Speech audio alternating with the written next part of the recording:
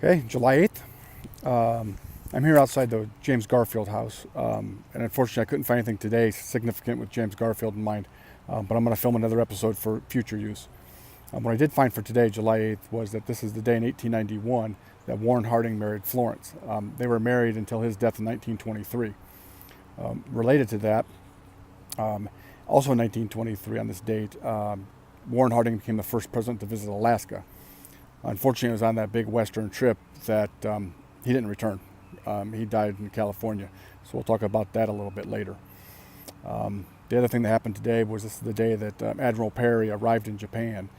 Millard Fillmore sent him to Japan to try to open up trade with the Japanese, Japan being a very closed society, so that was a significant event. And then lastly, today, in 1896, at the Democratic Convention in Chicago, William Jennings Bryan gave his famous Cross of Gold speech. And so for some background and context on this, at the time we were on the gold standard. The rest of the world was on the gold standard. And so there's a big push to put us to a bimetallism, to also use silver to mint. So you can mint coins in silver or gold, with silver being 16 to 1 linked to gold. A lot of economists really worried that you can't tie two metals together or two things together and have them move the same way. So it would artificially inflate one or depress the other.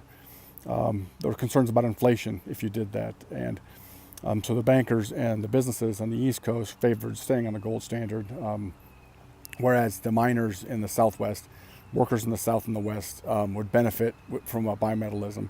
And so William Jennings Bryan was trying to appeal to that, to supporting the men and women, the working class. And so he gave this speech at the Democratic Convention, closing it up. And he ended his speech with, "You shall not press down on the brow of labor this crown of thorns. You shall not crucify mankind on a cross of gold." It was a rousing speech, and it was enough to get him the Democratic nomination for president in 1896. He lost to McKinley in 1896, ran again in 1900, got the nomination, lost to McKinley again in 1900, and then ran again in 1908, losing to William Howard Taft. I'll see you tomorrow.